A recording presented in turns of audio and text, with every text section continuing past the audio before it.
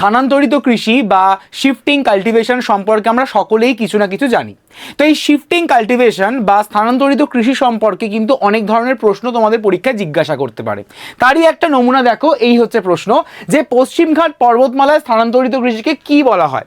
কুমারী, Dahiya, ওয়ালট্রে, come on, এই রকমের প্রশ্ন পরীক্ষায় জিজ্ঞাসা করে। তো হিসেব অনুযায়ী এই প্রশ্নের সঠিক উত্তর হয়ে যাচ্ছে কিন্তু কুমারী। অর্থাৎ পশ্চিমঘাট পর্বতে আমরা যে শিফটিং কাল্টিভেশন দেখে থাকি বা স্থানান্তরিত কৃষি দেখে থাকি তাকে আমরা কুমারী বলে থাকি।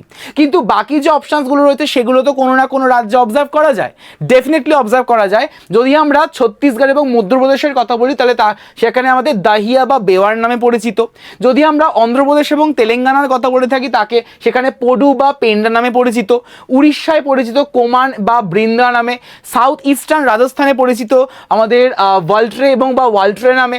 আর হিমালয়ান বেল্টে পরিচিত কি নামে? খিল নামে। শুধুমাত্র তাই নয়, ঝুম কাল্টিভেশন কোথায় দেখা যায় সেটাও কিন্তু তোমরা সকলেই জানো এবং সেটাই তোমরা আমাকে জানাবে এই রিলসের কমেন্ট সেকশনে। Thank you everyone.